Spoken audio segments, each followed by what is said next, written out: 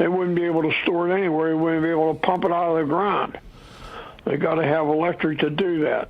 I think that's what he ought to do, is just blow them power plants up. Thanks. Good idea. Bye. I'm anti-war, but I don't mean blow people off the face of the earth. Blow up their power plants, and here's why. You're right, sir, because we don't use the Strait of Hormuz for our oil. We produce 13 million barrels a day. We use 20. We import 7. We export 14. Another topic, another time. But we have certainly enough oil here. So the Strait of Hormuz services China, Japan, the United Kingdom, and some other like South Korea, which we care about, but not greatly, I guess. No, I think it's not a bad idea to take down their power plants. That'll certainly get them to the knees, and it'll certainly hurt China the most of all. Have a great night, everyone. We'll be back in West Palm Beach tomorrow. Bannon's coming up next. Tell him, come on, we got to do these handoffs, Mr. Bannon. This is the primal scream of a dying regime. Pray for our enemies, because we're going medieval on these people. You're not got a free shot on all these networks lying about the people. The people have had a belly full of it. I know you don't like hearing that. I know you try to do everything in the world to stop that, but you're not going to stop it. It's going to happen. And where do people like that go to share the big lie? MAGA media. I wish in my soul, I wish that any of these people had a conscience. Ask yourself, what is my task and what is my purpose?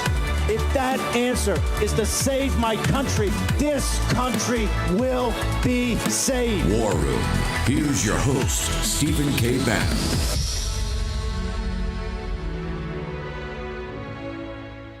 Facing an opponent right now in Iran that has refused to submit.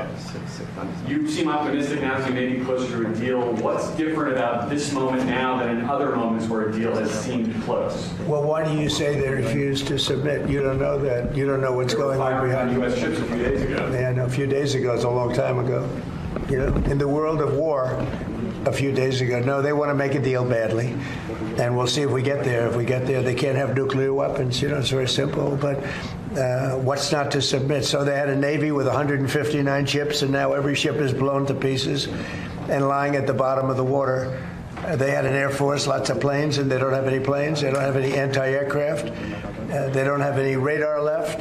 Their missiles are mostly decimated. They have some. They have probably 18, 19%, but not a lot by comparison to what they had. And their leaders are all dead. So I think we won. Now it's only a question of, look, if we left right now Iran, it would take them 20 years to rebuild. You would call that, we're in good shape, right? Fantastic shape. We're in good shape. And now we're doing well. Now we have to get what we have to get. If we don't do that, we'll have to go a big step further. But with that being said, they want to make a deal. We've had very good talks over the last 24 hours, and it's very possible that we'll make a deal. Yeah, please. Thank you, Mr. President. It's good to see you. What are the status of these talks? They're very good. Just give some insight as to where. Well, we've had talks, and we've had some good talks before, as you know. Right. And all of a sudden, the next day, they're like, they forgot what happened.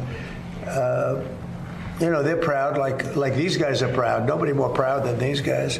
Sometimes they fight on pride because, they're injured, they're hurt. No matter how great you are, you get hit by somebody else that looks like them. It's very tough, but they have great pride. These people have great pride. The others do, too. Wednesday, 6 May, year of our Lord 2026, is a story breaking in the Wall Street Journal interview with a diplomat. He was Assistant Secretary of Defense Daniel Shapiro, that's saying that President Trump wants to wrap up the reason he's making a forced march and to get this memorandum of understanding done, which will supposedly be a bridge that will lead to deeper and longer talks about a definitive deal, although I don't think that will ever happen because I don't think he can get there with the Persians. I think it's a tactic they use. That he wants to finish. Shapiro saying he wants it finished because he doesn't want to go to Beijing as a supplicant. I think that's misreading what the facts are. It appears to me that and I don't know, and I don't think anybody knows actually how much of the oil they've let out is actually going to Beijing. But President Trump has all the ability to shut down Beijing 100% on oil they get from the Persians, and that's quite a bit. We don't know the definitive amount, but let's say it's 80% of their foreign oil is my understanding. So it's a lot, and they can only power their economy if they get it. So I think President Trump, and this one, he definitely has the cards. I'm not sure he's got all the cards in dealing with the Persians, but we should have an update tonight, and we'll get bowling everybody back on tomorrow as President Trump right there walked through kind of what his negotiating posture was, and particularly he went back to the nuclear weapons, whereas Rubio yesterday was making the assertion that epic fury was really about taking away the conventional shield of the nuclear weapons. Anyway, we'll get updates tonight and brief everybody tomorrow, but it's fully engaged right now. Everything stood down. The blockade still is working, but the Hormuz convoy escort service is now stopped or stood down for the time being. So they're not taking big groups of these of the tankers, very large tankers, and the big roll-off ships, the container ships. So we'll get more on that. Interesting, because China, one of the big things with China is going to be AI. I'm going to be talking about AI. I want to play Scott Besson. I think there's a new sheriff in town. We tried to jam this in today about Maria Bartiromo, but I got Mark Beal here. Let me go ahead and play the clip, and I'll bring Mark in from the AI Policy Network. Secretary, before you go, final word on AI, artificial intelligence, because I know you called a meeting. Some people said it was an emergency meeting to talk about the banks and AI after a breach of Anthropic. What can you tell us about this issue? Is this a systemic issue? Should we be worried about AI hacking our bank accounts? You shouldn't, Maria. And the U.S. government has gotten involved. The AI companies, they are working with us. What we've had in the past month was a step change in the power of one large language model, but we're going to see it from the other AI companies. And it's important, Maria, that the U.S. stays ahead here. Imagine if China or some non-state actor were ahead of us. So what we are determined to do is work with our AI companies to allow them to continue innovate, but our charge of the U.S. government is maintaining safety, and there is a very important calculus here between innovation and safety. And at the U.S. government, we're going to make sure that things stay safe. Chair Powell and I called the bank executives into town. It was a little less dramatic than it seemed at the time, because they were already in D.C., so we got them in person rather than convening a call later in the week. And the banks are working on their resiliency, and the U.S. government is working side by side with everyone. And again, very, very important for the U.S. to continue to dominate here, set the global standard, and maintain our lead. We set the global standard by shutting off the Chinese Communist Party and all of their ecosystem. That means chips, education. There shouldn't be any Chinese nationals in American universities, none, all 350,000. Well, I guess that's not all Chinese nationals, but of the Chinese, they all have to go home. They're not here to study medieval poetry. They're all in tech. They're taking tech billets. But the most important thing there is Scott Besson, who's what we refer to as an adult. The reason the capital markets have done so well in this administration is Scott Besson's been there with President Trump. This is why equity markets are all-time high. The bond market is still not crazy, given some of the moves that have been made. Even commodities market, the oil's up. Scott Besson's been a safe pair of hands. And Wall Street knows that they can trust what he said. And what is Scott Besson? For the first time in this administration, we're going to make sure things stay safe. Safety is is as important as innovation. You should take that as a papal bull. This is why Sachs is gone. The accelerationists are losing, and they're upset. There's a hit piece on yours truly over at American Greatness, which is totally run and owned by the oligarchs, about how I'm going against President Trump's policy about because I'm saying we shouldn't sell chips or we shouldn't have any ecosystem available for the Chinese Communist Party. You damn right. And if you're arguing for it, you're arguing for the Chinese Communist Party. Oh no, we have to make sure that they stay on our systems, otherwise we'll do it. Hey, if we shut them off, it'll take them years to catch up. And years in artificial intelligence are like millennia. We can shut them down and shut them down immediately, and we should, and we have to, and we shouldn't listen to Jensen Huang, and all these agents of influence. The oligarchs, Elon Musk mother's living over in Shanghai. She's some TV star. Elon Musk and Jensen Huang, they're agents of influence for the Chinese Communist Party. Full stop. Mark Beal joins us. Mark, your assessment now of where we stand with artificial intelligence in this great fight to make sure that we don't let this technology run roughshod over American culture and society, sir. Hey, Steve, thanks for having me. You know, this Anthropic capability called Mythos, when it got released and when the government saw just exactly what it could do, there was certainly a paradigm shift. You know, imagine a new cyber weapon that's capable of running autonomous cyber operations while you sleep and finding all kinds of exploits and software that have been around for 30, 40 years. This is an incredible level of capability. And, you know, Secretary Besant stepped up and was, like you said, the adult in the room. And he took the bull by the horns, and he said it. It's like, we're going to make innovation happen for the American people, and we're going to do it safely. And I think people like you and I have been arguing for a long time that we can both have safety and innovation. And it sounds like this guy is serious. Secretary Besant is serious. He's going to make it happen for us. I thought when he convened the CEOs of the banks, it was a really decisive leadership. And, you know, when folks like him see that there's a threat, they're going to respond. They have a solemn duty to protect the American people, and that's exactly what's happening here. So this is a very welcome change. But you'll notice he's not anti-innovation. And by the way, neither am I. We want to see innovation accelerate. We want to see good things being built in America for our own competitive advantage, for our national security. And we want to have safety as well. And this is a really exciting development in Washington on this critical policy question. But Mythos was a preview, put a lie to all the happy talk you heard beforehand, because they had they came up with a model or a part of AI that, you know, completely went against the boundaries of what everybody thought, and it's accelerating at it with recursive learning. It's an accelerating at an accelerating rate. The way Scott Besant got involved was he and Powell, who don't work on a lot of things together, obviously.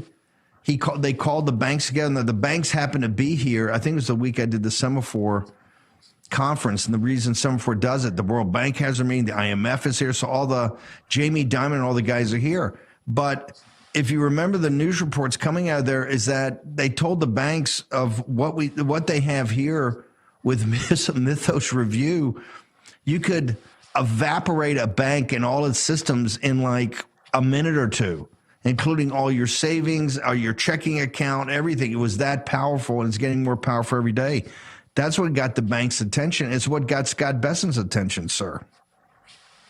Yeah, absolutely. A guy like Mr. Besant, you know, coming out of the Continental Wall Street, knows how you want to optimize and maximize your upside while minimizing your downside. And that's kind of exactly what he seems to be doing right now.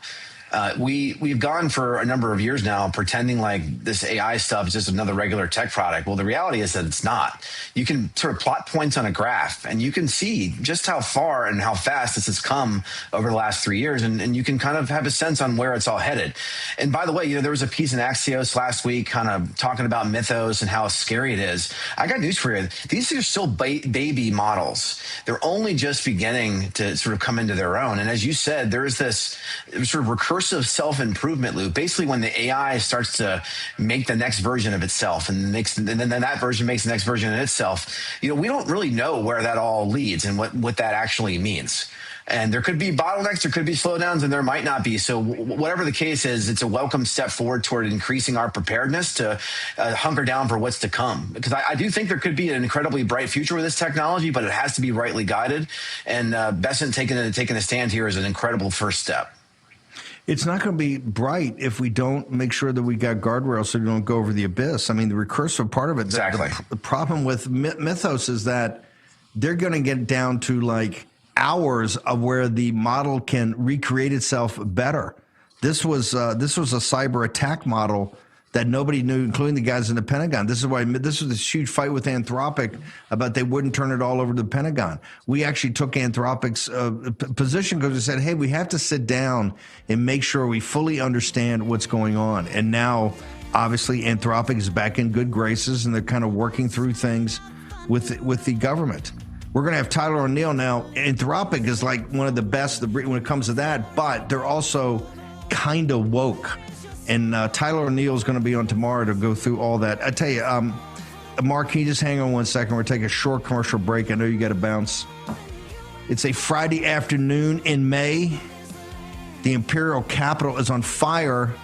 We're going to go to Tennessee and Georgia, the Old South, to find out exactly what's going on in redistricting. Plus, in Georgia, major news about a federal grand jury, looks like, holding court down there on, guess what? The stealing of elections. All next in the War Room.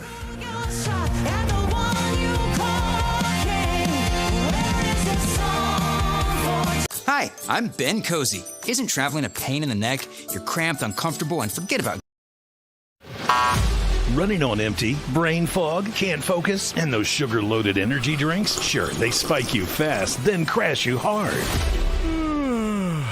Fix it with Soldier Fuel, the official energy drink of real America's voice. Soldier Fuel was born in the military to solve a real problem. Troops were relying on sugary drinks that wreck performance, so they built a better option. Zero sugar and steady energy, powered by caffeine, taurine, inositol, and extra B vitamins for clean energy and focus. No roller coaster crash. This isn't gas station hype. Soldier Fuel was built alongside the U.S. military and proven where it counts. Used by American soldiers and elite special operations. This is really good. And when you fuel up, you give back. 15% of profits go to pro-military charities. Scan the QR code, search for Soldier Fuel on Amazon, or go to buysoldierfuel.com and get an automatic 15% off your entire order.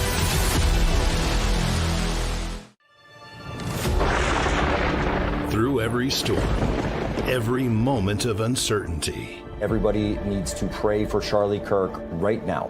Rav has stood strong. We're not going to tolerate this stuff anymore. Turn that anger into motivation to save this nation. When we move together, there is power. The cries of this widow will echo like a battle cry.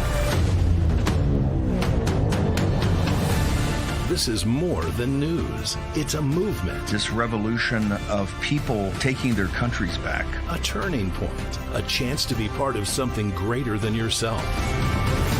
Scan the QR code and stand with Rav. The story isn't over, and neither is your part in it. Step in, be counted, be heard. Together, we are Rav. We will achieve American greatness. And we are just getting started. This is Tim King, also known as USS Malik, and I love Real America's Voices for its like-minded programming and the chat. Love you guys.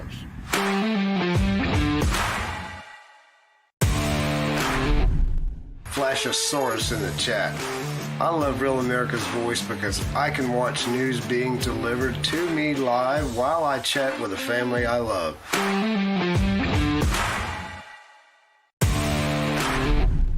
Florida Sun Goddess here. Let me tell you why I love RAV. They let my voice be heard. They give me a platform for community so I don't feel alone. Thanks so much. God bless.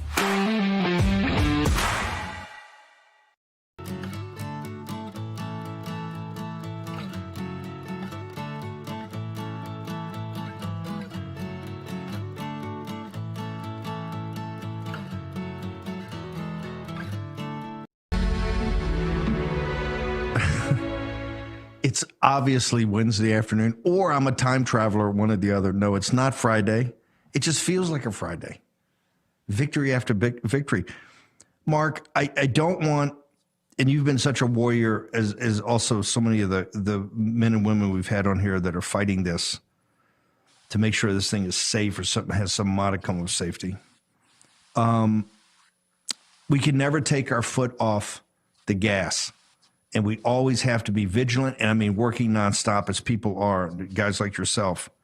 But I do think since the removal of David Sachs and now Scott Bessent has a bigger say-so, and there are other things happening behind the scenes, that we are breaking the back of the accelerationist with all their money and all their stroke and all their offers of jobs to people and money and all these funds they got put up.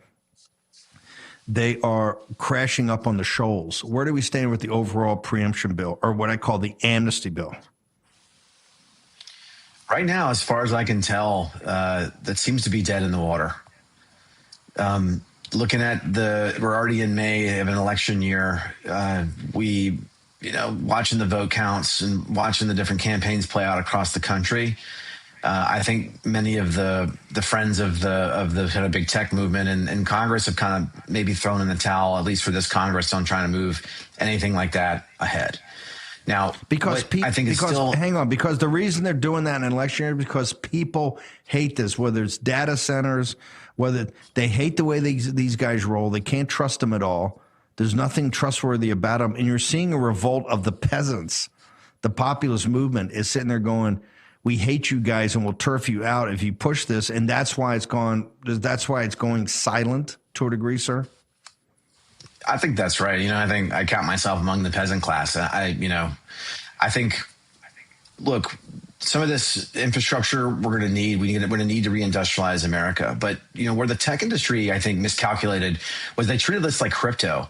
And like most American people don't really encounter crypto on a day-to-day basis. Well, this AI stuff is touching their lives, touching their families' lives, touching their children's lives. And so clearly it's going to have a way bigger effect on them personally, whether it be about their jobs, the future of education, the future of work, and the future of national security. And so people might rightfully have questions. And they look at the behavior of some of these tech companies over the years, and they say, do we really want these kinds of people with this amount of power, given their track record of not always acting in an ethical way? And I think all these things have come together. You're right. It's been a massive revolt.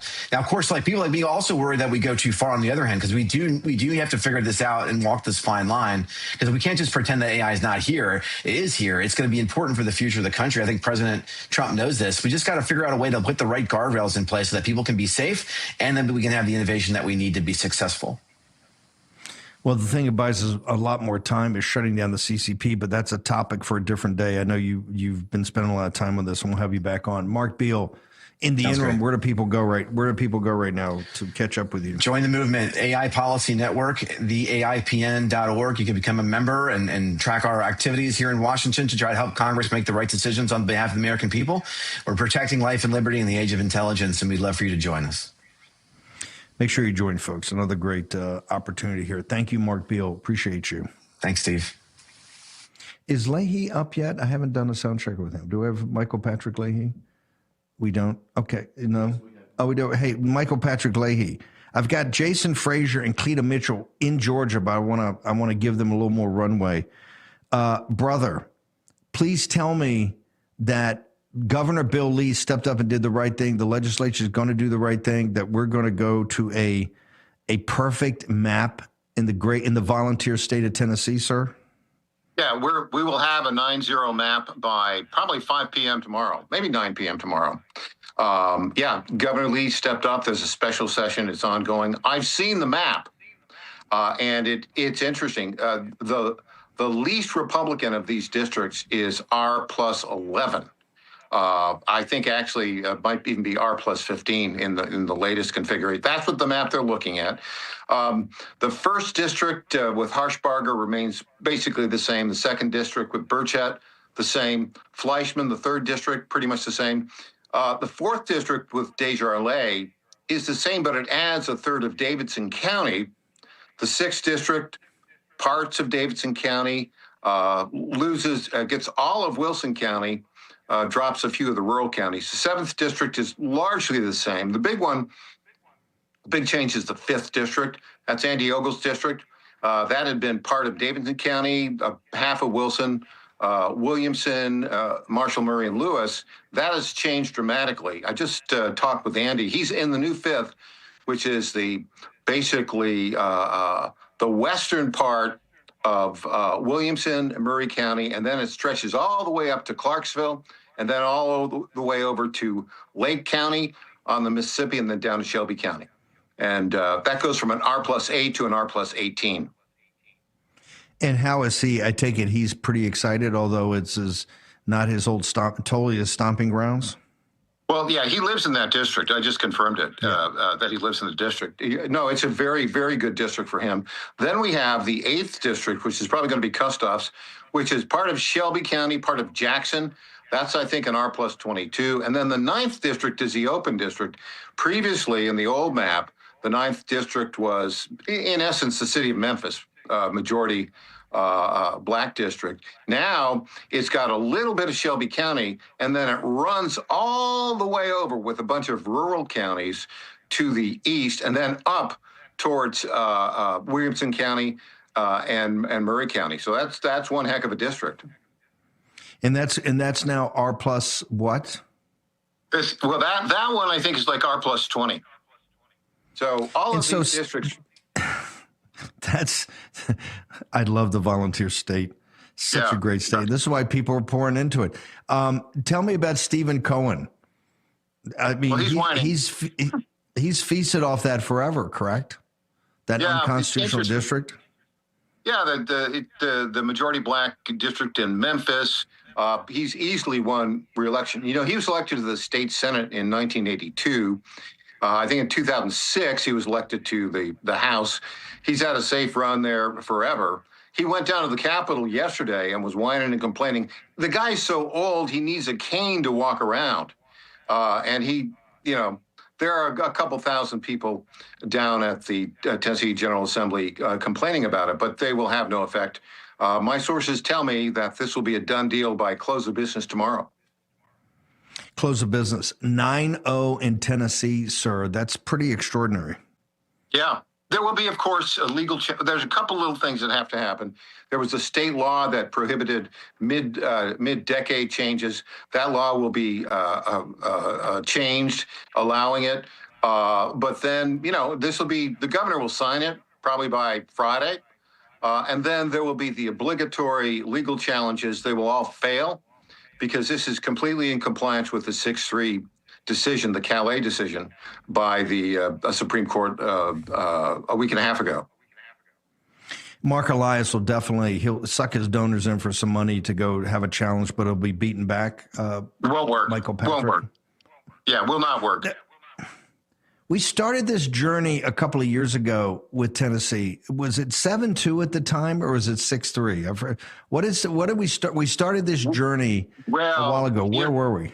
You go back to 2000. It was I think it was like a 6-3D back in 2000, and it's changed. You know, as Tennessee's become more and more conservative, it's been 8-1 for some time.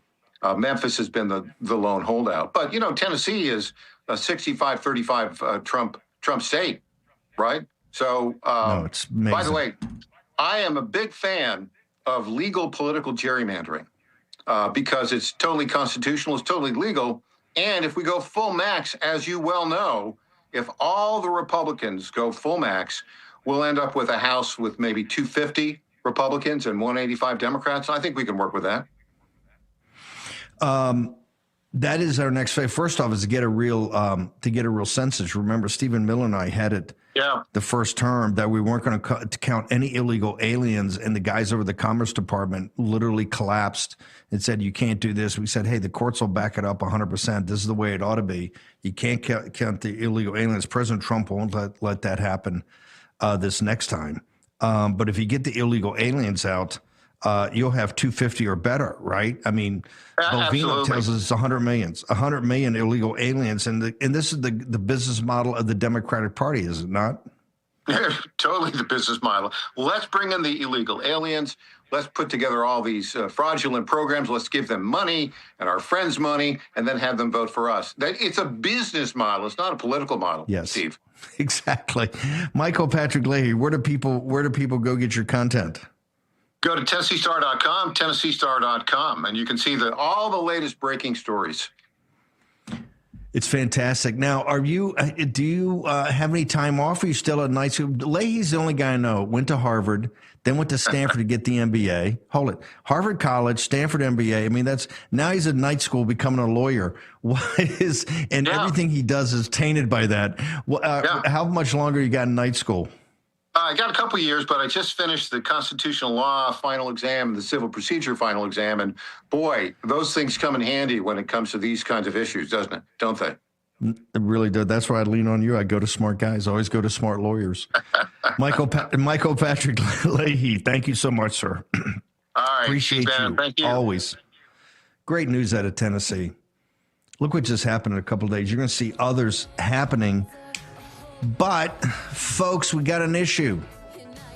One of the greatest states in this union with more MAGA than you count, Georgia. The railhead of the steel in 2020. What is happening down there? Jason Frazier and the great Cleta Mitchell. Next in the War Room. Make sure you go. Tomorrow, Philip Patrick is going to join me. There's this new assessment out of the end of the first quarter. Central banks buying gold still at record rates in new central banks. I think we've got something. They're not buying it for yield. They're buying it for, I don't know, for keeping. It's a structural change. Birchgold.com, promo code Bannon, end of the dollar empire. Become as smart as the folks on Wall Street and talk to Philip Patrick and the team today. Losing your hair? Tired of hiding and looking older than you really are? With Bosley, you can get your real... When it's breaking, we're moving. Breaking news. Breaking news. News doesn't sleep. At Real America's Voice, we don't get to crash or lose focus. That's why we drink Soldier Fuel and take Go Pills to stay ahead of the chaos, because we do this for you. Go Pills and Soldier Fuel locked in. Go Pills are packed with neurotransmitter support. Soldier Fuel has no sugar, so no crash. Now that's a game changer. Mic on, lights up. Soldier Fuel keeps me dialed right in. Both are used by the U.S. military every day. Built by Patriots for Patriots. And they're now available to you. This is huge. Scan the QR codes below and order your supply today. Hear that pop? So good. Go to buysoldierfuel.com or search on Amazon. This is performance fuel. Clean energy, sharp mind. That's how we do it at RAV. Visit buygopills.com and get 15% off automatically. Go Pills and Soldier Fuel. Let's go. When it's breaking, we're moving. Breaking news. Breaking news. News doesn't sleep. At Real America's Voice, we don't get to crash or lose focus. That's why we drink Soldier Fuel to stay ahead of the chaos, because we do this for you. So good. Soldier Fuel has no sugar, so no crash. Now that's a game changer. I'm fueled up now. Woo! Used by the U.S. military every day. Now available to you. This is huge. Built by Patriots for Patriots. Now it's time for you to do the Soldier Fuel Challenge. Order Soldier Fuel, film yourself cracking one open, and taking the Soldier Fuel Challenge. Upload your video at soldierfuel.com/challenge, and you'll be entered to win a free shipment of Soldier Fuel. That's what I'm talking about. Your video could also be featured on air. Just scan the QR code on your screen or go to soldierfuel.com/challenge to enter. Drink what the RAV hosts drink. Soldier Fuel. Let's go. Hi, Pat, from Muskegon, Michigan. Why do you love RAV? Because we've become family. All those RAV live chatters and me.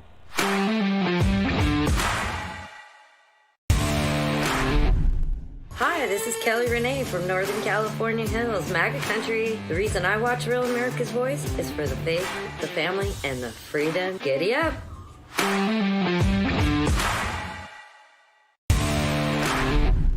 Hi, this is Chris from Colorful Colorado. I'm drawbridge in the Getter Chat. I trust no one for my news except Real America's Voice. So if anyone asks, I was never here.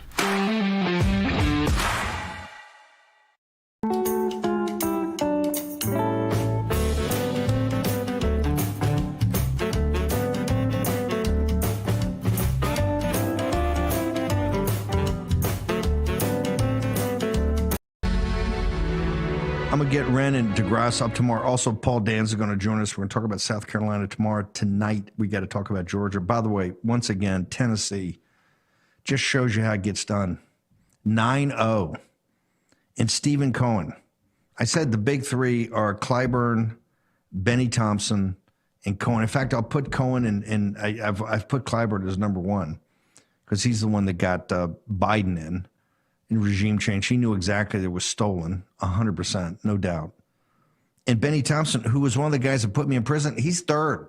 That kind of vengeance is not, I just want to get the job done. But Tennessee, I'm telling you, President Trump makes the grassroots gets up on it. Blackburn gets up on it. Ogles and everybody else gets up on it. And the president comes in, as he should, makes a phone call to Bill Lee and says, hey, look, we got to roll on this, brother. And Bill Lee goes from, because they're all hiding from him. Remember, none of the Republican establishment wants to do this. They do not. Because at the country club, somebody says something to them, or they, they can't go to New York and, hang out at all when they take their business trips. They don't like it. It's uncomfortable. That's why the country's in the shape it's in. You got to fight for this, like the Democrats do. They're playing Smash Mouth. Mark Elias is going to be in court tomorrow afternoon. You watch. He's going to be up on MSC raising a ton of money. He's going to go in court and try to slow this down or stop it. It's not going to happen, but that's the way they play it, Smash Mouth all over. This is why we have very good news, and I'm so glad that Tulsi Gabbard and Cash, and particularly Todd Blanche, are now on top of things. Cleta Mitchell joins us with Jason Frazier, two of my favorite folks. Jason down in Georgia and Cleta all over everywhere. Cleta, just give us the news. What exactly was announced today that is happening down in the great state of Georgia, ma'am? Well, on April 17th, Dan Bishop, who's the U.S. Attorney in the Middle District of North Carolina, who has now been assigned by Todd Blanche and the Department of Justice to be responsible. He's taking over the election integrity investigation of 2020, taking over the Georgia case where the FBI issued a search warrant and went in and, well, the FBI didn't issue, but the magistrate issued the FBI search warrant and they seized all the ballots and records. And April 17th, we learned this week that Dan Bishop, as the U.S. Attorney, along with the U.S. Attorney in Atlanta, issued a subpoena, a grand jury subpoena, to the Fulton County Board of Registration and Elections, that group of geniuses that run the Fulton County elections, and asking for the roster and names and contact information for everyone who worked in specific capacities in the 2020 election in Fulton County. And let me just quickly tell you what people, first of all, everybody, they want the rosters of everybody. Contractors, employees, and also volunteers who worked on, if you were assigned to review mail-in ballots, assigned to review to the voter review and panel, that's where they look at the ballots and absentee ballots and adjudicate to say, oh, I think this person wanted to vote for Joe Biden. That's what they always decided. Assigned to the mobile voting locations, anyone assigned to transfer results to or from media or to transport ballots or ballot stock. Anybody who was contracted or employed, everybody who was contracted or employed by Fulton County, anybody who worked or volunteered on Election Day, who were assigned to review or tabulate ballots, anyone who worked or volunteered for the risk limiting audit, anybody who worked or volunteered for the recount, and anyone who served as a precinct manager or assistant manager. And just a couple of things I'll point out about this. If you are a precinct manager or assistant manager, you're supposed to sign the poll tapes, the tabulation tapes. You have to confirm that the tabulator was set as 0 at the beginning, and you have to then look at the numbers at the end, put that down on the form, and assigned by the precinct manager and assistant manager. You know, there are 390 precincts where there were no signatures whatsoever. We have seen that so we know that was a mess. They're going to now go in, they're trying to get the names to be able to go in and say, okay, you were the precinct manager at such and such polling location. Did you even see the poll tape? The tabulator tape? Why didn't you sign it? And they're going to get to go in and find out if they were processing the absentee ballots. What did you do to confirm the signature was accurate? If they're going to get the list of the ACLU attorneys that Brad Raffensperger put into counties all over the state to teach them how to not verify signatures. I mean, this is a really great move. And of course, the only way we know about this, because grand jury subpoenas are secret, is that, of course, the Fulton County Board of Elections has filed a motion to quash this subpoena, and they attached the subpoena to their motion. That's how we know they did it. But Cleta, this has to be sending shockwaves down here. Real quickly, go back through the categories of who they're calling in. I mean, and Dan Bishop is a serious guy.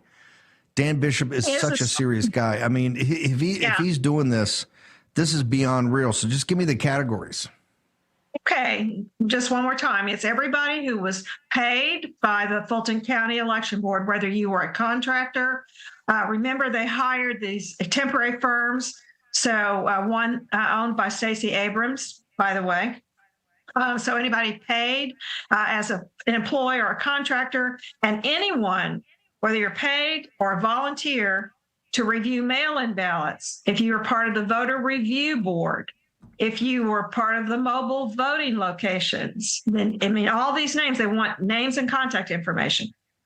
If anybody who was responsible for delivering ballots and ballot materials, say from the polling places to the county and that kind of thing, anybody who was who worked on election day, who was assigned to review or tabulate ballots, that would include everybody at State Farm Arena, by the way. Anybody who worked or volunteered for the risk limiting audit, remember that we know that there were screwy things with that audit.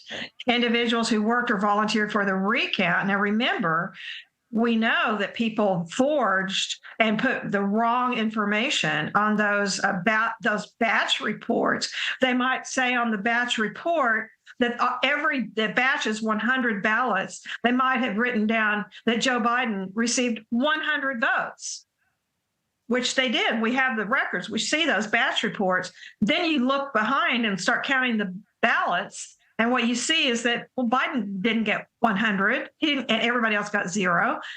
You know, Trump got some. The Green Party got some. Yeah. And that we have many of those. Who signed that? Who wrote that? They want the names of everybody who worked on that recount. And we'll find the people who falsified those reports and anybody who served as a precinct manager or assistant manager. So to find out what happened and why those tabulator tapes weren't signed.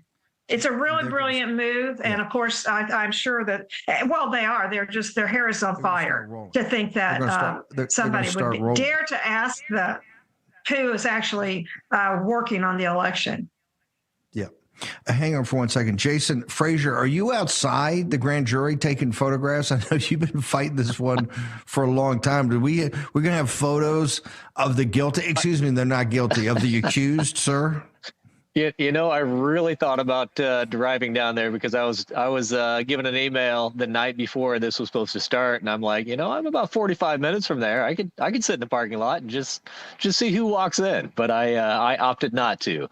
But I mean, Cleta hit the nail on the head on a lot of these. But one thing I wanted to, I mean, if I could ask him questions, I'd like to know where this water main break was. I think all of us in Atlanta have been looking around, walking down through the streets, and I've seen water main breaks. I didn't see a puddle on the ground. I didn't see, you know, the asphalt torn up. You know, who is making up these stories? Who knew there were double scanned ballots? When did they know? You know, who approved that? It doesn't just happen naturally. Who approved turning off the ballot signature verification? That's a big deal. I mean, who thought it was okay to have a Nigerian national that was transferring the electronic data on election day in Fulton County? He wasn't an American citizen. He was a Nigerian national. Why on earth would you do that? I mean, you want to talk about a country that has a history of, let's just say, not above board activities. That's it.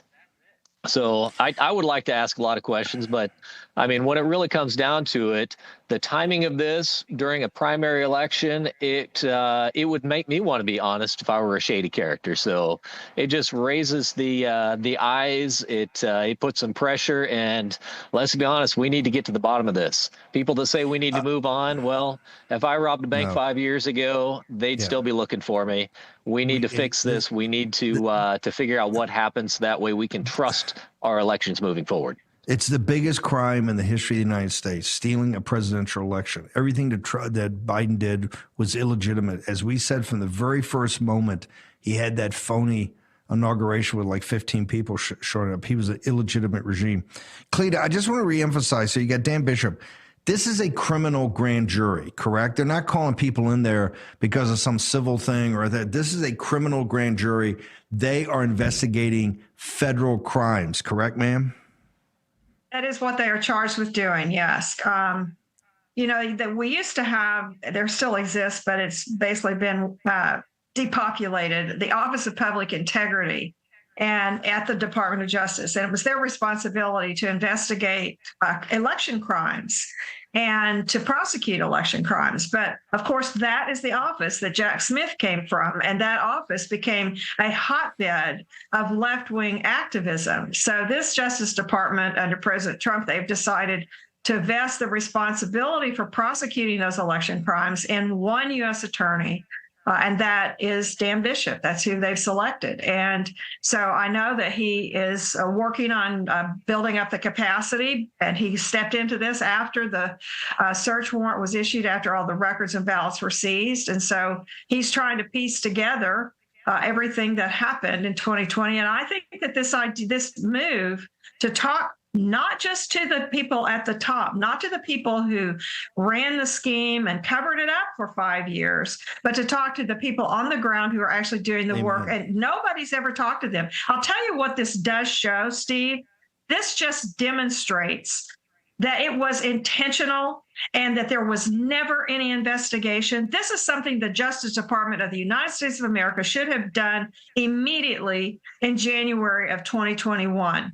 And they didn't do it. And now it's being reconstructed 5 years later. But it really is irritating that it wasn't done before.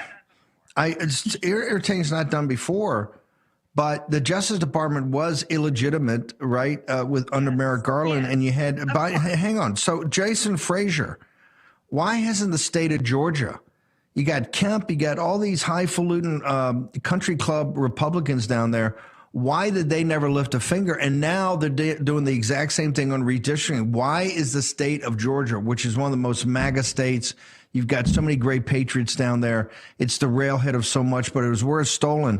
Where's the responsibility for the state officials, sir?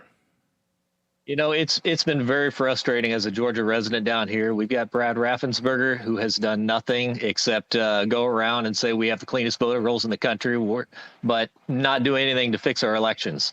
We've got Kemp that, he is supposedly a Republican too. And we have sanctuary cities. We've had illegals flying through the airport. He allowed Fani Willis to do her thing. And we haven't had a single election integrity bill passed through the legislature in the last 2 years. So we've got Jason, problems here. Hang on for 1 second. Cleta and Jason are going to stick into the next block.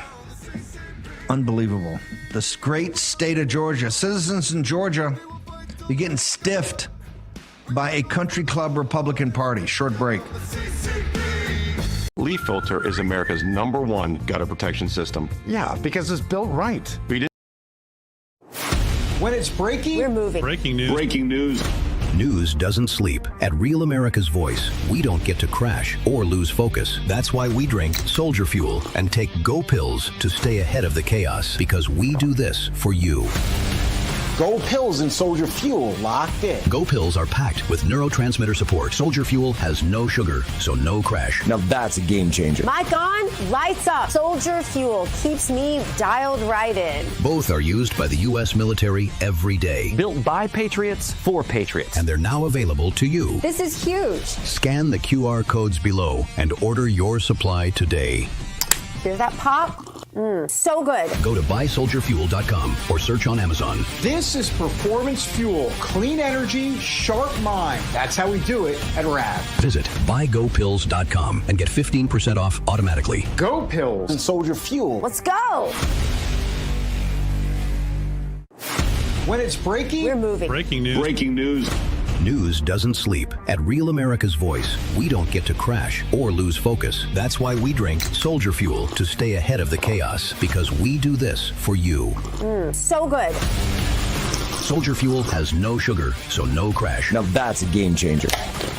I'm fueled up now. Woo! Used by the U.S. military every day. Now available to you. This is huge. Built by Patriots for Patriots. Now it's time for you to do the Soldier Fuel Challenge. Order Soldier Fuel, film yourself cracking one open, and taking the Soldier Fuel Challenge. Upload your video at soldierfuel.com/challenge, and you'll be entered to win a free shipment of Soldier Fuel. That's what I'm talking about. Your video could also be featured on air. Just scan the QR code on your screen or go to soldierfuel.com/challenge to enter. Drink with the RAV hosts drink. Soldier Fuel. Let's go. Hi, Pat from Muskegon, Michigan. Why do you love Rav? Because we've become family. All those Rav live chatters and me.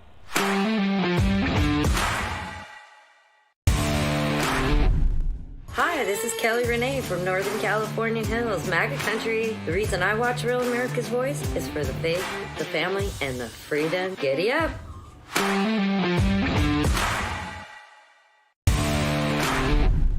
Hi, this is Chris from Colorful Colorado. I'm drawbridge in the Getter chat. I trust no one for my news except Real America's Voice. So if anyone asks, I was never here.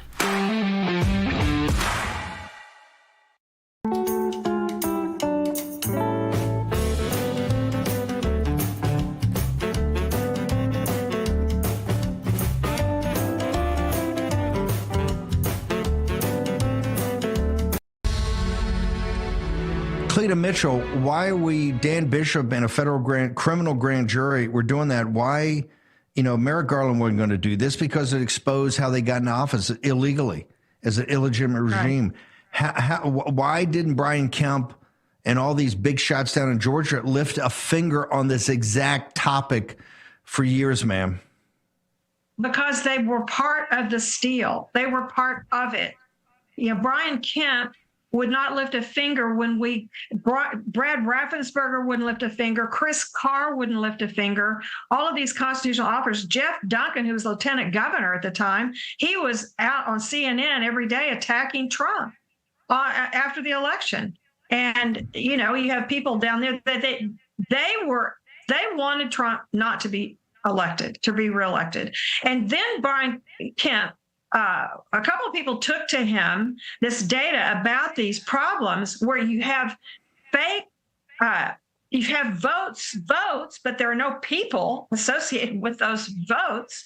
And he could have that moment he could have, and even his staff confirmed it. They sent a complaint over to the state election board about a year later, in 2021, early 2022, saying investigate this. He could have. The governor has the authority to refer anything to the Georgia Bureau of Investigation, and he didn't do it. Are you implying that Raffensperger and Duncan and Kemp are going to be rolled up in this criminal investigation? Is that your implication? So let's just say it. Do you believe that?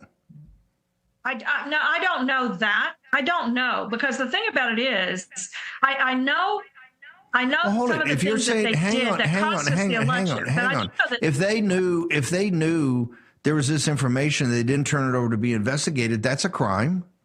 That's absolutely a crime. A government official that saw information that led to a massive stealing of a federal election for the presidency and looked the other way and buried it. You don't think that's a crime?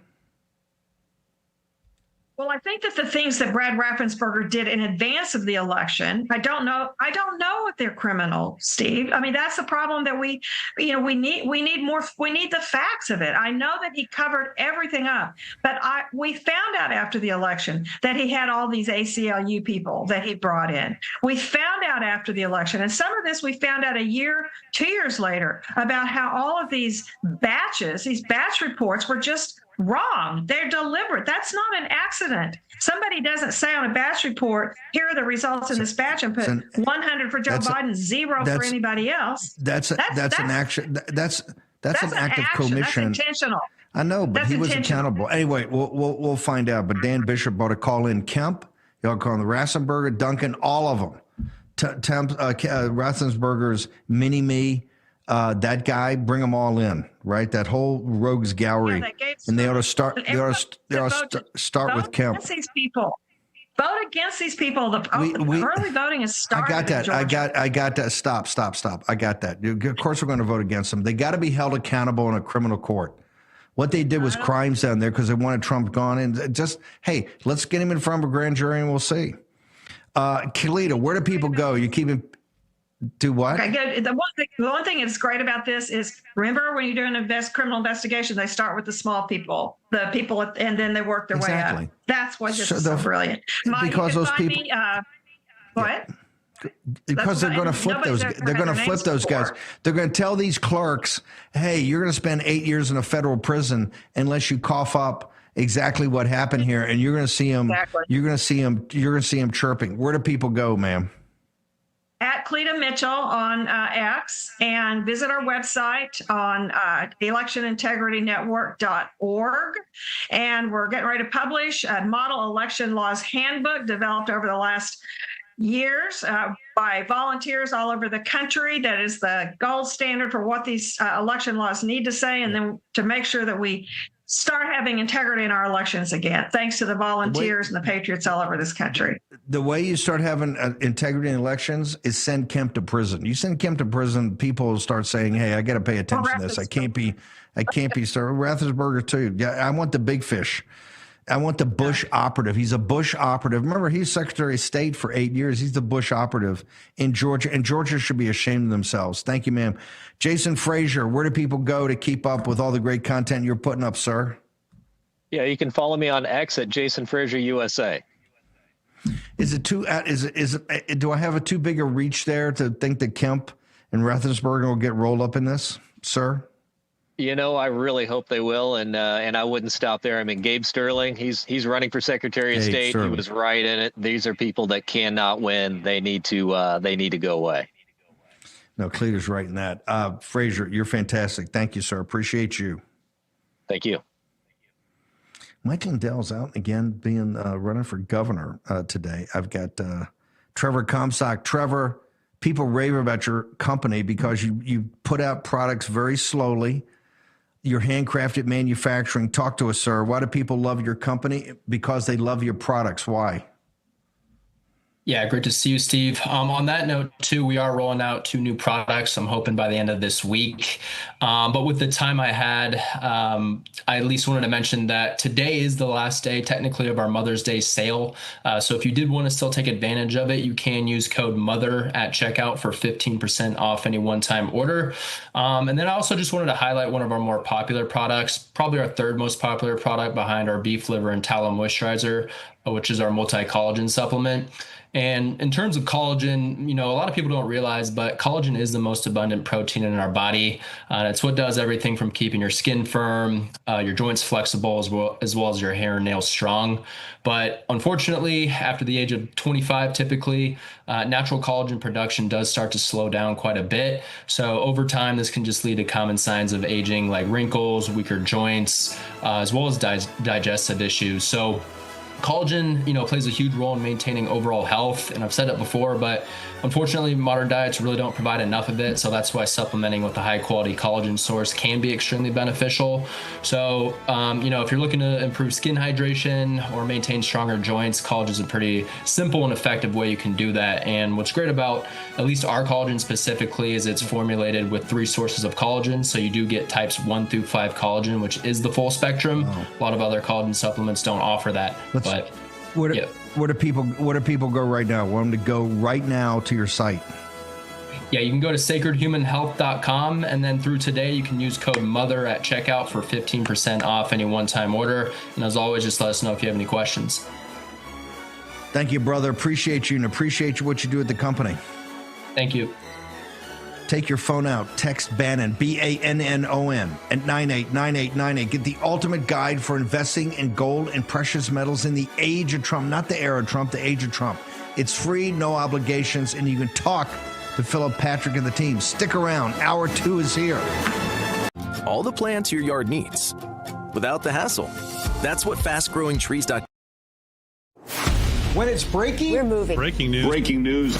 News doesn't sleep. At Real America's Voice, we don't get to crash or lose focus. That's why we drink Soldier Fuel and take Go Pills to stay ahead of the chaos, because we do this for you.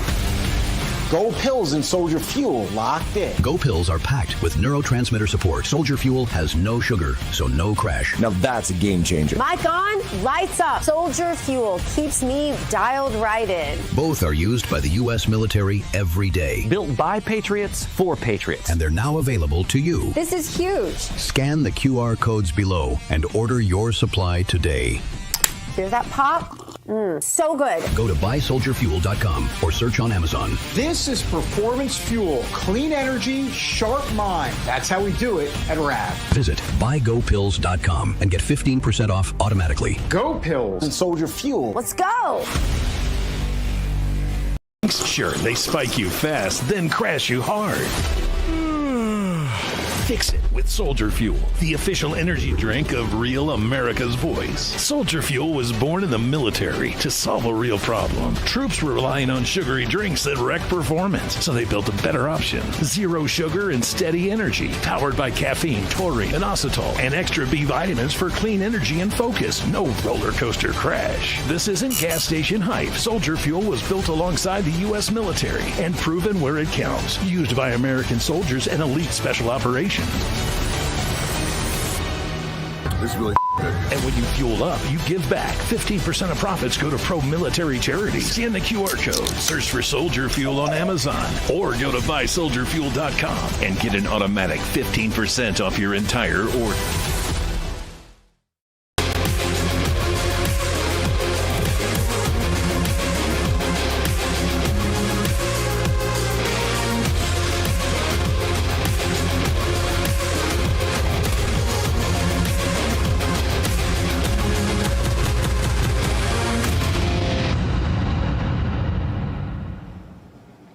Good evening, America, and welcome to the Wednesday edition of Just the News, No Noise. I'm your host, John Solomon, reporting to you, as always, from Washington, D.C., our nation's capital. We're officially in election season, if you can believe it, and President Trump scored some big wins in the state of India. Don't cross the president if you're a Republican. That's the message of last night's thing, where, you remember, Republican members of the state Senate there didn't want to pursue his idea for redistricting. The president wasn't happy about it. He got his revenge last night as his endorsement of 8 Republican Indiana state Senate candidates helped at least 5 of the challengers, the people who didn't want to do redistricting, at least 5 challengers to the incumbents who didn't want to do redistricting. Well, they all got beat last night. Yep, Donald Trump scored some big revenge wins. In February, he issued endorsements of 6 of the 8 challengers backing Blake Feichter, Tracy Powell, Paula Copenhaver, Brendan Wilson, Michelle Davis, and Jeff Ellington. Wilson, who ran against Indiana State Senator Greg Good, is the only Trump-backed candidate who didn't win last night. Copenhaver's race was still too close to call, so we're waiting to see. That still could turn. The results last night may be an indicator of what's to come as we get closer to the midterms. We'll have more on that later in the show tonight. And how about more news on potential political corruption? Get a load of this. The FBI this morning raided the office of Virginia Senate President Pro Tem Louise Lucas in connection with a corruption probe that has ensnared one of the big Democratic power brokers in Virginia. She's a powerful person and a close ally of Governor Abigail Spanberger. She actually campaigned for Spanberger, even sponsored Spanberger's redistricting. Officials said FBI agents executed search warrants at multiple locations, including a state Senate office in Portsmouth, Virginia, and a cannabis business with ties to the state senator. Lucas has, as I said, been a very powerful figure in Virginia Democratic politics for many years and did a lot of stumping for Spanberger during last year's 2025 election race that put Spanberger in office. By the way, this is another headache for Spanberger, whose popularity is falling in Virginia very quickly. Now, with that, let's turn to my amazing co-host, Amanda Head. She's got a lot going on at the White House today. President was pretty busy. Yes, indeed. And in an unexpected press event at the White House earlier today, the president spoke on the upcoming UFC fights that are going to be taking place on the White House South Lawn on June 14th. And keep an eye on that fight card because it is looking amazing. But he said that it is going to be the greatest show on earth in celebration of America's 250th birthday. But he also spoke on more serious matters as well. For example, he made more news on the Iran war, saying that Iran has agreed to no nuclear weapons. Listen to what he had to say. This is very simple. Iran cannot have a nuclear weapon because as tough as they are, we want to keep them alive. We want to keep all of you alive. Iran cannot have a nuclear weapon, and they won't. And they've agreed to that, among other things. So So while talks with Iran continue, the president and the first lady hosted a military Mother's Day event at the White House honoring the strength, the sacrifice, and the resilience of mothers supporting the armed services. Take a listen. Only a mother can carry this type of powerful connection with her child, which is also too profound for words. This is a time of military conflict for America, and whereby we honor our selfless and valiant service members regularly. Today is the day we hold their mothers in the highest regard. And it was a moment of recognition and gratitude, underscoring that vital role that military families play in supporting those who serve and sometimes ultimately give the ultimate sacrifice. And these mothers have given so much to the country, and it's clear that the president and, of course, the first lady were honored to host such an event in their recognition. John, it's amazing to see these events happening. And you know, President Trump, he's one of those presidents, and you hear this from men and women who are serving overseas, from men and women who are here at home at the Pentagon, including secretaries on his cabinet, who talk about how much this president has such a love and respect for the military. And it weighs on him anytime a armed services member is injured or killed in the line of duty. Every single one, it matters to him. It's a very personal thing, and many presidents it has been, but it's very serious for him. Today was another big day at the White House. The counterterrorism strategy really got its first major facelift since 9/11. We were lucky to join with a conversation with the man who wrote that policy, got President Trump to sign it. Dr. Seb Gorka was with us a little bit ago. Have a watch what we talked about. All right, folks, yesterday we brought you inside the president's effort to remake the war on drugs. Today we're going to bring you inside remaking the war against counterterrorism. Joining us right now, the man who quarterbacked, I think, one of the most succinct and important rewrites of counterterrorism rules since 9/11. He's the Deputy Assistant to the President, Senior Director for Counterterrorism, and a great friend of the show. He is Dr. Sebastian Gorka. Seb, great to have you back on. Great to be back, John. An exciting day, not just for me after 30 years of doing counterterrorism, but for America, for Western civilization, because if you read this document the president signed, America is back in the business of counterterrorism. It really is, and it really is modernized for the threat of 2026 to 2030, not the one we started with after the war on terrorism. Give us some of the highlights and what it prioritizes, because I was really blown away reading the document. A lot of thought in this. Thank you kindly. Yeah, my incredible team have been working on this since the second inauguration of President Trump. We waited until the president signed and released the national security strategy in December. This nests under that and the national defense strategy. In one sentence, we are returning to common sense, reality-based counterterrorism. One of the first things the president says in his trenchant foreword, and then we stress later on page 1, is that we will not permit the most powerful national security tools in the world, especially underneath the counterterrorism rubric, to be used for political purposes against innocent Americans. We're not going to allow, as the Biden administration did, Catholics in Richmond to be targeted because they go to Latin Mass, members of Congress like Tulsi Gabbard to be put on no-fly lists, or to use armed federal law enforcement to raid the home of a former president, as happened at Mar-a-Lago because President Trump was going to win that election. We're not going to let that happen, so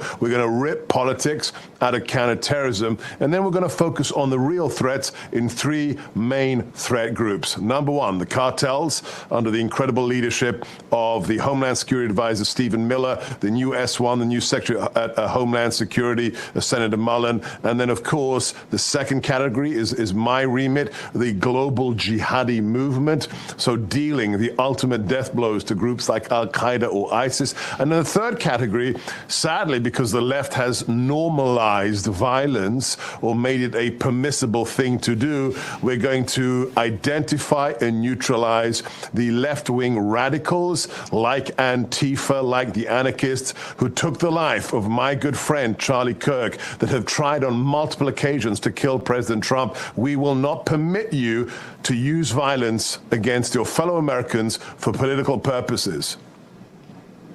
Incredible. And the president signed off on this, so he is obviously in huge support of it. But what it seems to me as I'm reading through it, it really elevates a lot of the tools that you guys would typically use in the past, and now re-allowing you to do that. The mapping, the identifying, but also legal tools. Talk to us about what this newest iteration of this means. Right. So in the last 25 years, and let's remember, the somber fact that we are in the 25th anniversary year of the September the 11th attacks, we have perfected. There is nobody that comes close to our capacity to do what is called direct action, whether it is our Tier 1 special forces doing raids, as you saw with regards to Abbottabad, or most recently against Nicolas Maduro in Venezuela, or whether it is technological use of force, such as drone strikes.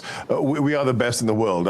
I tell a story that is now declassified. On day 8 of the administration, we walked into the Oval Office with the National Security Advisor and with a member of my team.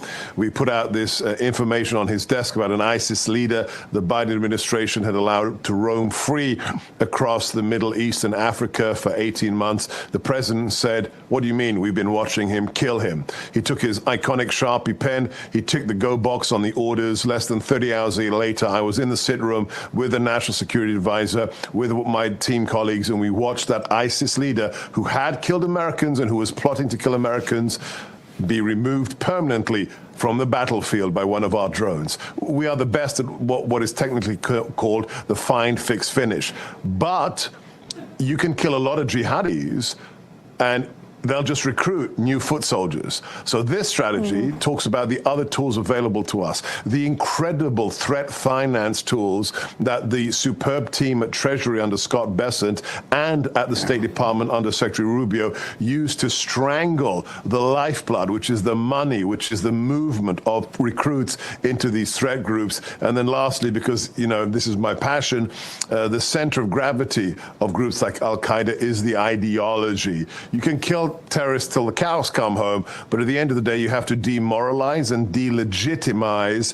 the message of global jihad, and that requires very aggressive counter-propaganda operations, information operations by the Department of War and by the intelligence community, and that is another pillar of the new U.S. counterterrorism strategy. So important. By the way, I think one of the most innovative parts of the document, because I think for a long time we've just let these groups spout off, and they've radicalized even our own kids and inspired people to do that. Such an important part. I talked to a lot of people today that really shouted that out as an important new addition to the arsenal. I want to talk a little bit about that part of the report that talks about violent secular political groups with the anti-American and radical transgender ideologies. It seems to me that there's been a fusion in the world. There's Marxism and Islamism coming together to create anti-Americanism and kind of indoctrinate our children. Is that sort of the defining the battlefield now, that we're seeing these sort of two different types of ideologies merge into an anti-American plot on our own soil? Oh, absolutely. I mean, you don't have to have, top secret clearance to see this. You just see the quote unquote left wing radicals, the Antifa types, the anarchists on the streets of America, in New York, in the campuses of our Ivy Leagues, chanting "from the river to the sea," which is a genocidal chant that is used by jihadists. That is what we call the Red-Green Alliance, and we mention it in the strategy. So what's the connective tissue? You'd think nothing, because one of them is absolutely secular and godless, and the other one follows, a version of Islam that is utterly martial and wishes to subjugate anyone who doesn't agree with them, Christians, Jews, or apostate Muslims. But the connective tissue, and it is a unifying one, is hatred of the West, and specifically hatred of the most powerful and successful nation that represents the West, which is, of course, America. So we have seen this with our own eyes, especially since October the 7th. This Red-Green Alliance is stronger and stronger in its hatred for America, but we will not permit these actors to propagate and incite violence in the United States. And thanks to the team at Treasury and elsewhere, we are following the money, because you don't do these things, you don't create social movements taking over college campuses, marching with identical placards through the streets of Manhattan without funding. And most often, that funding comes from malign foreign actors, and that job is being undertaken by the Treasury Department. Huge stuff. Thanks to the Biden administration and their complete lack of control at the southern border, we actually have no idea how many illegal immigrants came through the southern border from Islamic countries. But we do know that there were at least 27 different nations represented who came through the southern border that the DHS flagged as having hubs of terrorism within their borders. How do you handle that? Is that a part of this new strategy, targeting those who came into this country under those parameters? So yes, it is the number one priority to identify the malefactors, the threats to America, whether they're foreign agents, covert assets, or members of non-state threat groups like the Jihadi global movement on U.S. soil, and to remove them or prosecute them here in the United States. Here's the good news. My remit is global threats external to the United States, working with the FBI domestically, with HSI and those departments of DHS that have the CONUS, the continental U.S. mandate. But on top of that, look, this is all about one incredible team working for America, working for the Commander-in-Chief. When you've got the likes of the Homeland Security Advisor, Stephen Miller, at the helm in the White House for Homeland Security, when you've got the new Secretary, Senator Mullen at DHS, when you've got Tom Homan as the border czar, you have everyone you need to identify, prosecute, or remove those individuals from U.S. soil. So, as I said at the beginning, we are back in the business of counterterrorism, and whether you're attacking U.S. bases abroad or attacking U.S. tourists on a vacation or trying to plot here in the United States, as the president says at the end of his foreword, with regards to foreign overseas threats, we will find you and we will kill you. Pretty clear instructions and pretty clear delivery. And on that note, before we let you go, every time we bring you on the show, we ask you these statistics, and every time you blow us away with more numbers. All right, so first time we had you on, it was about 350 jihadis taken off the face of the earth. Second time was about 700. Where are we now? Are you ready? Are you ready? You're sitting down, John? I'm ready. We are, and this is extraneous to Epic Fury and to everything else, right. Midnight Hammer. We have permanently, kinetically removed from the battlefield as of today 815 jihadis. And this is hostage week, the president, along with his incredible team of envoys, Jared, Steve, Adam Bola, we have liberated 106 Americans from hostage status and brought them back home with not one ransom being spent. That's how dedicated President Trump is to America first. He's a bottom line guy, and those are bottom line statistics. 815 people who could be killing that aren't killing anymore, and 106 people that were taken from us that are back home. What a record. Seb, as always, we love having you on. Thanks for joining us on such an important day. I know busy our big day in this counterterrorism fight. Thanks for joining us. God bless. Thank you, guys. Yeah, wow, what an amazing interview. All right, folks, we got another one right ahead. If you like election integrity and you like Second Amendment rights, you're going to like our next guest. The Assistant Attorney General for Civil Rights, Army Dillon, has made waves in both fights. She joins us now to bring us. She joins us next to bring us up to date on all that's going on right after these messages. Healthy plants guaranteed to thrive, handpicked for you. That's what fast growth. When it's breaking, we're moving. Breaking news. Breaking news. News doesn't sleep. At Real America's Voice, we don't get to crash or lose focus. That's why we drink Soldier Fuel and take Go Pills to stay ahead of the chaos, because we do this for you. Go Pills and Soldier Fuel locked in. Go Pills are packed with neurotransmitter support. Soldier Fuel has no sugar, so no crash. Now that's a game changer. Mic on, lights up. Soldier Fuel keeps me dialed right in. Both are used by the U.S. military every day. Built by Patriots for Patriots. And they're now available to you. This is huge. Scan the QR codes below and order your supply today. Hear that pop? So good. Go to buysoldierfuel.com or search on Amazon. This is performance fuel, clean energy, sharp mind. That's how we do it at RAV. Visit buygopills.com and get 15% off automatically. Go Pills and Soldier Fuel. Let's go. When it's breaking, we're moving. Breaking news. Breaking news. News doesn't sleep. At Real America's Voice, we don't get to crash or lose focus. That's why we drink Soldier Fuel to stay ahead of the chaos, because we do this for you. So good. Soldier Fuel has no sugar, so no crash. Now that's a game changer. I'm fueled up now. Woo!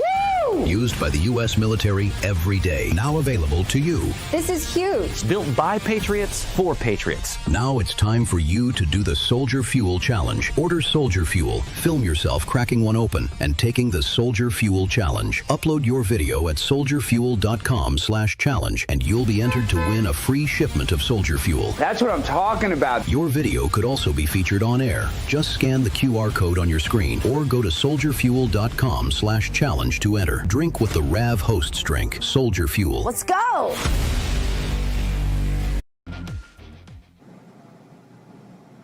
Welcome back, everybody. The Trump administration has made it clear it is time to end racial discrimination of all kinds. And the Supreme Court backed the administration up with their huge ruling on racial gerrymandering. And for the Department of Justice, that is music to their ears. So joining us now to discuss all of that and more, including a big story out of Denver, is Assistant Attorney General for Civil Rights at the United States Department of Justice, Harmeet Dillon. Great to have you. I want to ask you about this lawsuit out of Denver. Blue cities, it's no surprise that they are some of the worst offenders when it comes to the Second Amendment. But this is what, a 35, 36-year-old law on the book banning a lot of really commonly used firearms. Talk to us about why you decided to take this one up, and if there are other cities out there who might get the same Harmeet Dillon DOJ treatment, because there are a lot of these types of laws on the books in blue cities.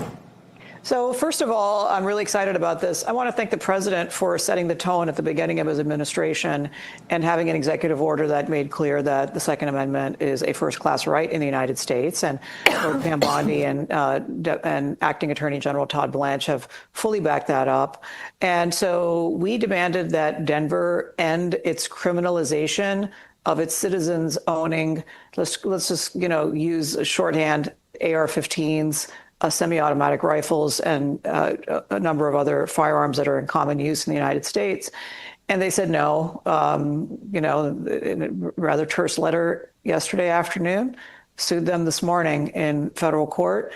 And we intend to make sure that citizens of Denver have the same rights as citizens of the rest of America. And we do have other cities like this. District of Columbia also has a similar ban. We sued them already. And we will be absolutely looking for other opportunities. And there are other types of issues as well. But I think the AR-15 ban is one that really is a kind of low-hanging fruit, because the Supreme Court held in a 9-0 opinion in the Smith & Wesson case that the AR-15 is the most commonly owned and operated rifle in the United States. And so, when you add that statistic to the ruling in Bruin and in Heller, which talk about firearms that are in common use and for law-abiding citizens, that leads to the inexorable conclusion that the AR-15 is presumptively legal all over America, and denial of the right to own it, and in fact criminalization of that in Denver is something that is long overdue to be updated, and we intend to make sure they do that. Yeah, it's a big case. It's going to be one that I think is going to set another precedent. There's obviously the Second Amendment, there's equal protection and the unequal treatment of citizens under that. What do you think is the next step in this? It'll go to the courts. Do you expect anything? Do you think Congress weighs in? Do you get a friend of court brief from members of Congress? Where does this go next? Well, there is kind of a circuit split on this issue. So Fourth Circuit has some bad precedent on this issue, and we intend to create some good precedent in some other circuits in addition to what's already there. And then I think it would be right for the court. And the court has really signaled in several opinions where it is going with this. And I think there is going to be a ruling eventually from the Supreme Court that AR-15s are legal for all law-abiding citizens to own and operate. Yeah. So with the success of this lawsuit, does that send a message to other blue cities? And do they go ahead ahead and strike down their own laws, or do they wait for pressure from you? Let me tell you something. This is one of those stubborn areas where the law is already clear, for example, that Virgin Islands, which I sued recently, can't require citizens to jump through extra hoops to get CCW permits, but they do. And so I'm not seeing blue states voluntarily comply with the law. They want to be sued. They want to fundraise off of this. It's a popular issue on the left, taking away people's guns. The president has very eloquently just this week talked about the people of Iran and how the fact that they're disarmed is an impediment to citizens, defending themselves.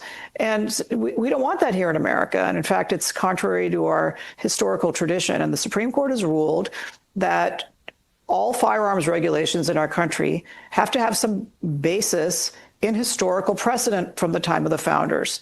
And so where we don't have that, I mean, I've personally gone to court and personally argued in the Seventh Circuit against Illinois' so-called assault weapons ban. And so again, we're waiting for that ruling. It's been a better part of a year now. The court is sitting on it. I don't think the court particularly loves the result that the Supreme Court compels, but I think they see the writing on the wall. That's where the court's going. And those are the precedents we're trying to create here. It's amazing work and important work. It's going to create a body of law that's going to create long-term precedent.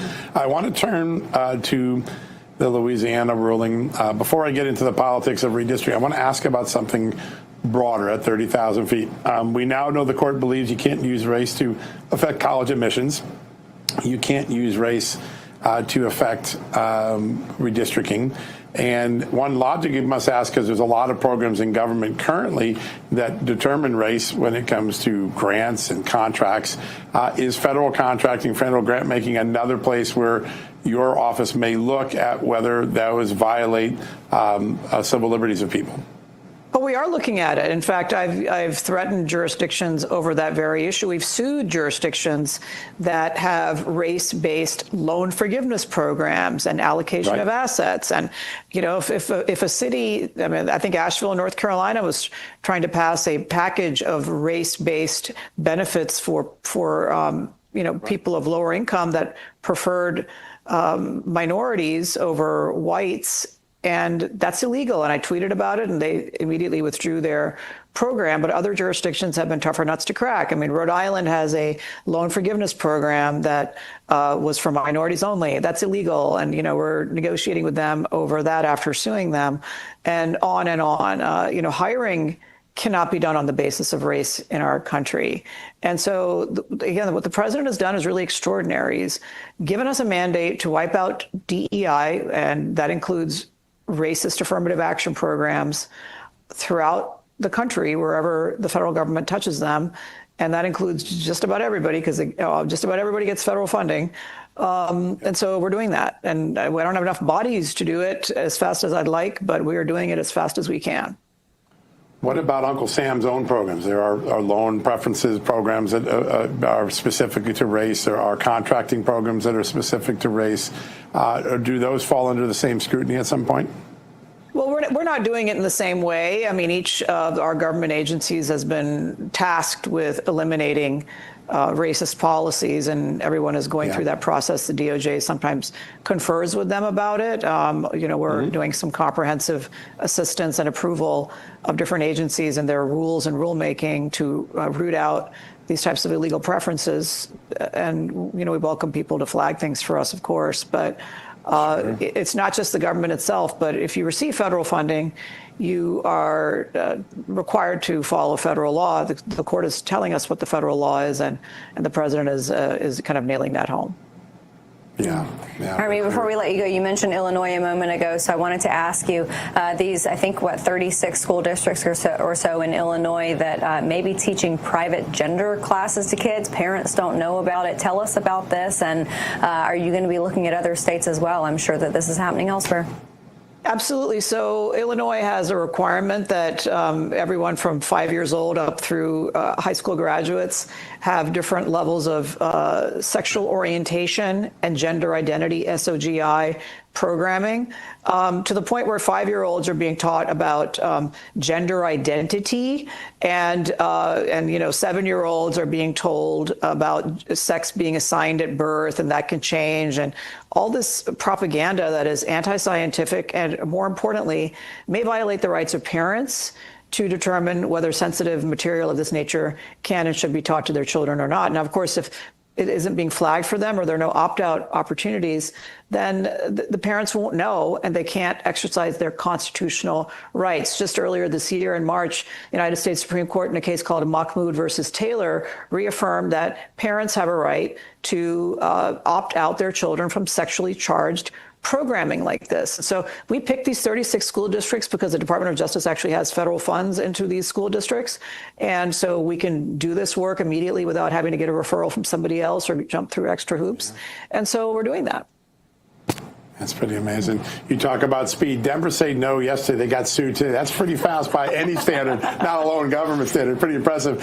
I want to go back just quickly to Louisiana on the actual election maps now, because the ruling is now final, and so every state is on notice.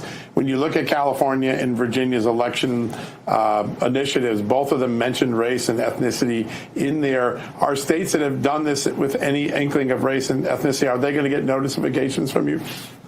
Well, look, it would be inappropriate for me to flag future legal actions with any specificity. Mm-hmm. What I have said in the past and what I will say is this is the law of the land now. And so eventually, every jurisdiction in the United States is going to have to comply with race-free line drawing, with the exception of if a challenger to a map can prove that current racism animated that line drawing, that is a basis for a challenge and an alternate map, which you have to come up with the alternate map. It's going to be extremely narrow.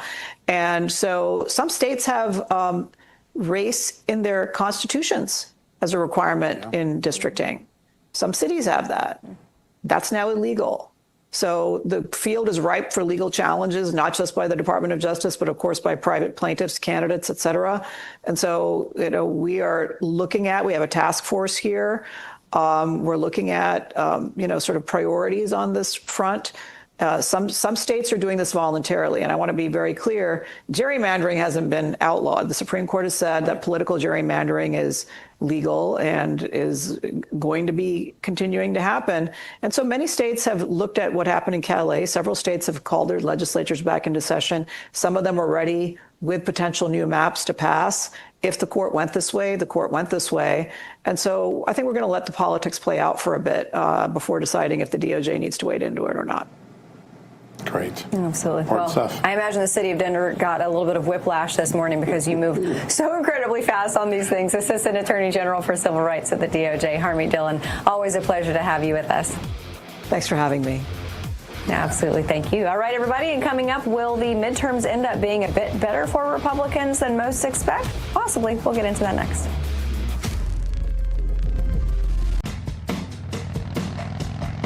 Half protection is not enough. Real America's Voice is growing, and now it's all in one place. Introducing the new and improved RAV app, built for access, community, and choice, not paywalls. Here's the key. RAV is still free to watch. No sign-in, no membership required. Your favorite live streams, breaking coverage, and video on demand are all right there. Free, just like always. For the War Room Posse, we have to be a force multiplier on this. We have to stick the landing. In the White House, in the Oval Office, you're crushing it, my friend. And if you want more, the members section is your backstage pass. Get exclusive behind-the-scenes photos and videos, insider moments from the studio and the field, and early access to new content before it goes public. Members can also unlock special experiences like virtual meet and greets, member-only auctions, and select event access, plus commercial-free viewing of certain shows inside the app. It's not just an app, it's a community. Download the RAV app today. Find it in the App Store and Google Play. Hey folks, it's your friend John Rich. I co-founded Old Glory Bank because we heard too many stories about people getting canceled by their bank because they didn't agree with their politics. The government wanted to know where you shopped. If you bought a Bible or you shopped at a sporting goods store, you're probably on a list. We created Old Glory Bank because America needed a bank that would protect their privacy and security. Exercising your constitutional rights is not a criminal activity, and neither is loving your country.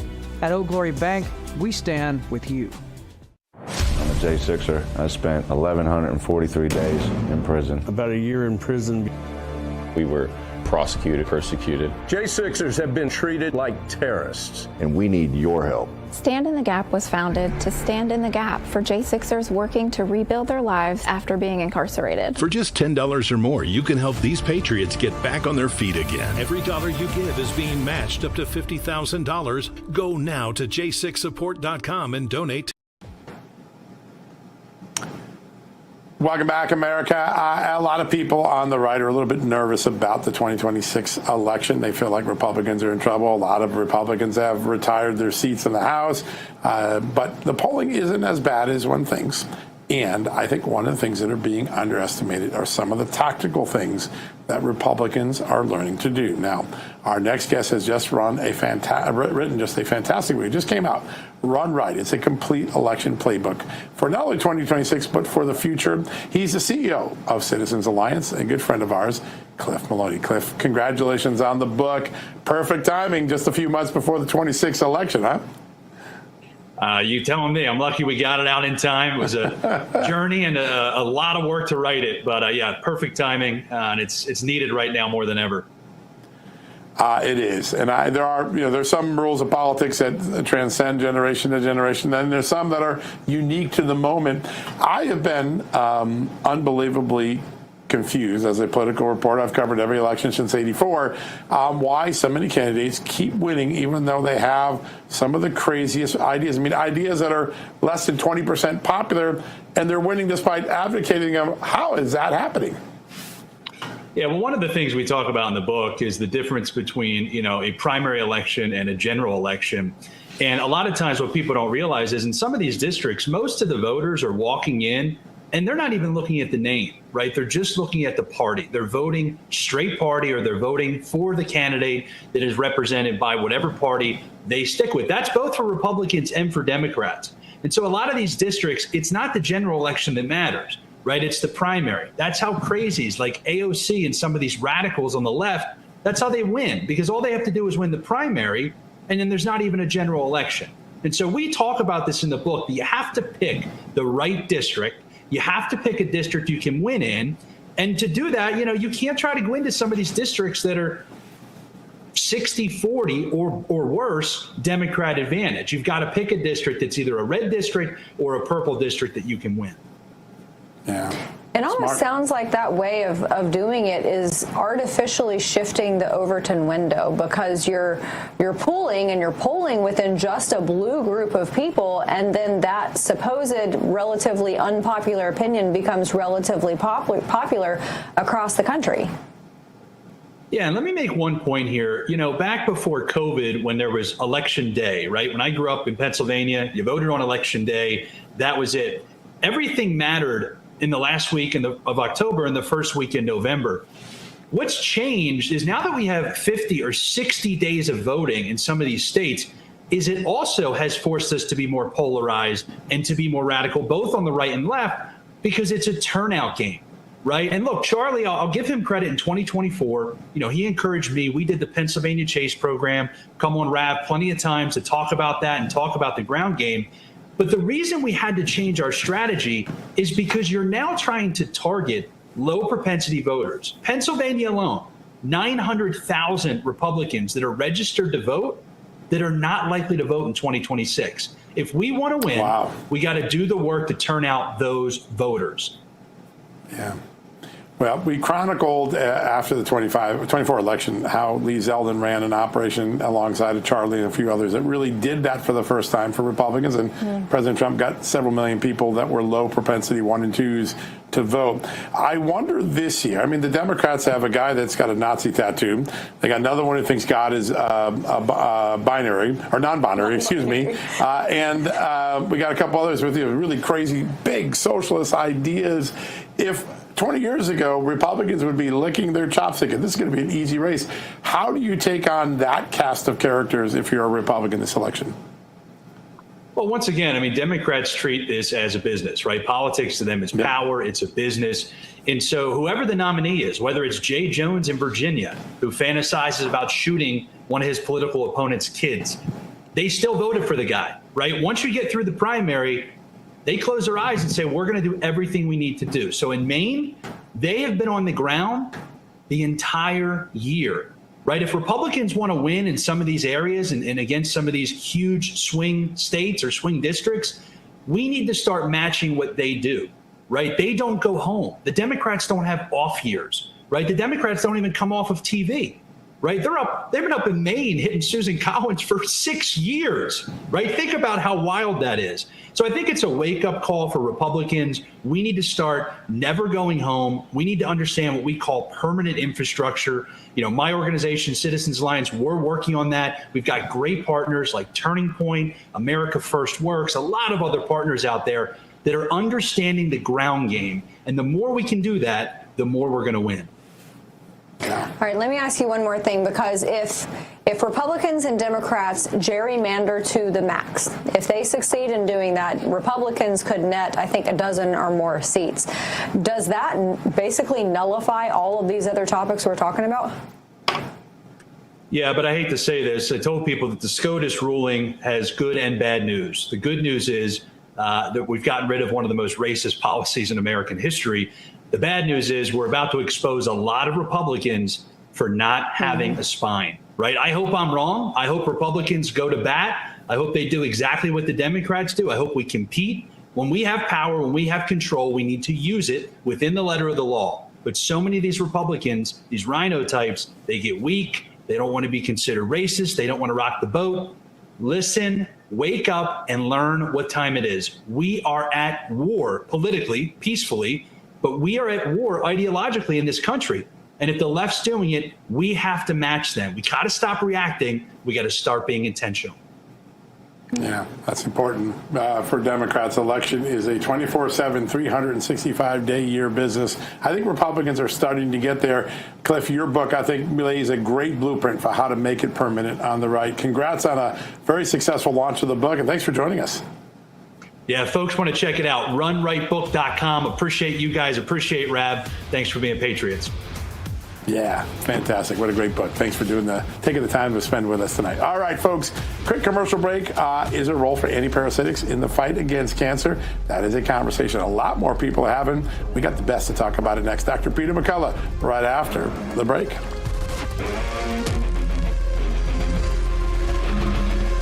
Hey, folks, most people think waking up in the middle of the night is just part of life, but doctors now say those nighttime wake-ups could be affecting more than your sleep. They could be impacting your long-term health. We're talking about inflammation, immune function, even memory, and mental clarity.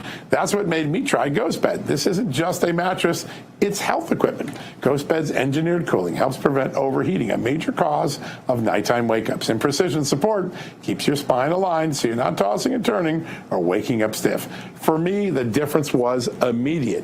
It made me realize I've been accepting bad sleep for far too long. I started getting real deep sleep and waking up rested again, which in my line of work can be pretty important. You can try it yourself. They give you 101 nights risk-free to try it at home. If you don't feel the difference, send it back. Right now, GhostBed is having their Memorial Day sale plus an extra 10% off for our audiences. Go to ghostbed.com/justnews and use that promo code JustNews at checkout. That's ghostbed.com/justnews and use the promo code JustNews. This is Fubo. It's your way to watch ESPN and other top sports networks.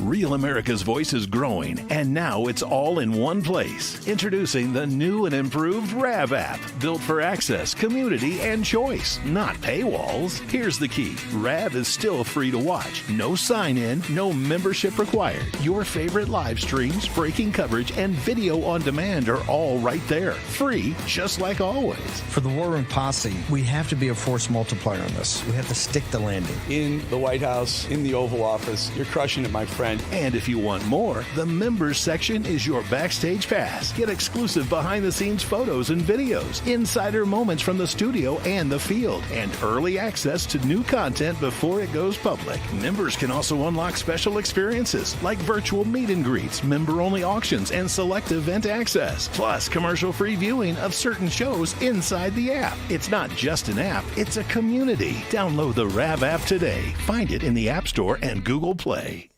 Hey folks, it's your friend John Rich. I co-founded Old Glory Bank because we heard too many stories about people getting canceled by their bank because they didn't agree with their politics. The government wanted to know where you shopped. If you bought a Bible or you shopped at a sporting goods store, you're probably on a list.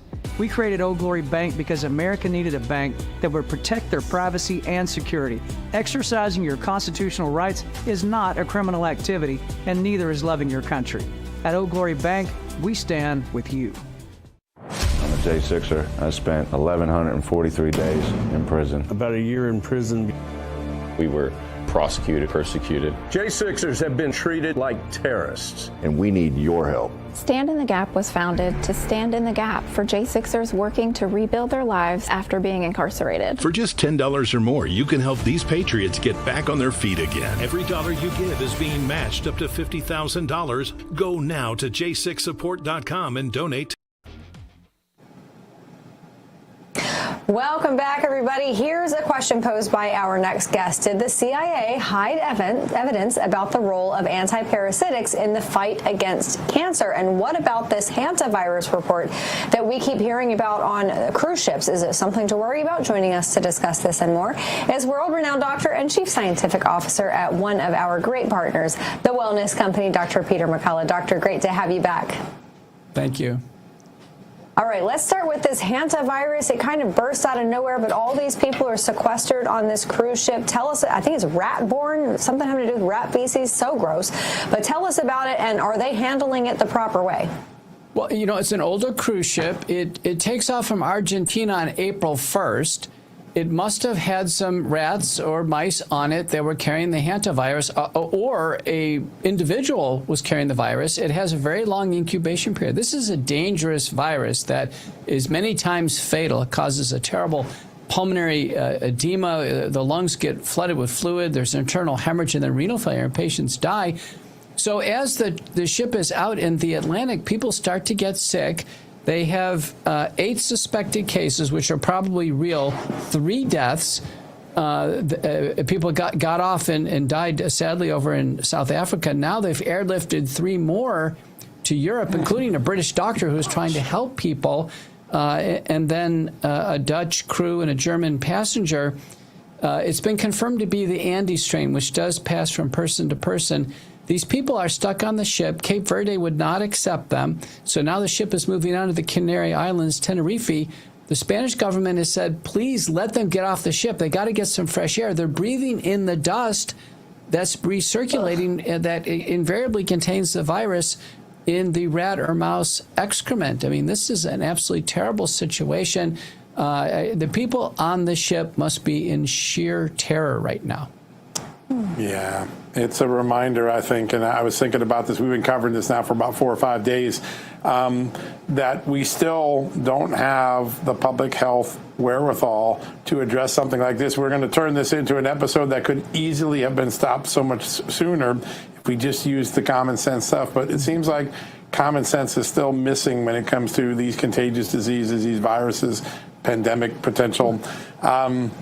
How do we read the multiple failures on this? Yeah, you know, it's a part of it. It's the cruise ship. It's how the World Health Organization, others intervened. Ports not accepting it. The ship has to be evacuated. It has to be decontaminated. Individuals can self-isolate. You know, just supportive care if they get sick anyway. This is one case when on the ship, believe it or not, N95 masks make sense because it's in the dust and it tends to go directly in the lungs. Some may settle in the nose and mouth. If it was me and I was on this ship, I'd always travel with a nasal spray, throat spray, and gargle. Additionally, it's worth a shot with some empiric antivirals, hydroxychloroquine, ivermectin. We don't know if they'd have any efficacy. Moderna has far off a vaccine for hantavirus, but it's so rare I can't see where that would play a role. But this seems to me right now a fear-driven narrative, and the people on the ship are really, at this point in time, just sitting ducks. Yeah, they're being victimized. I see rats around D.C. Do not be surprised if I show up in an N95 mask tomorrow to work. This is gross stuff. Okay, I want to get to the topic at hand. I think when people hear about the CIA covering up something or being involved in something, no one's really that surprised anymore. But when it comes to life and death with cancer, talk to us about the role that the CIA played when it comes to information about antiparasitics possibly being efficacious against cancer. Well, Nick Hulsher from the McCullough Foundation broke the story, unearthed a memo that the CIA had intercepted from Russia. And Russia was actually experimenting with ivermectin as an anti-cancer drug. And, you know, this is during the time of the Cold War and detente. And so it's possible that, you know, every communication intercepted was kept secret, you know, national security interests. But this one turned out to be of great medical interest. So sure enough, even decades ago, there was some thought and some investigation to what we're seeing now, that ivermectin has an anti-cancer role. Wellness company, we combine this with mebendazole as an anti-parasitic on label. People used it off label, and we showed that the combination has tremendous promise. Yeah, and now we're starting to see official research bodies looking at this and taking it seriously, which is a great piece of news. And it all started with you, Doctor. Let me turn to one other thing. We had Ron Johnson on the show last week.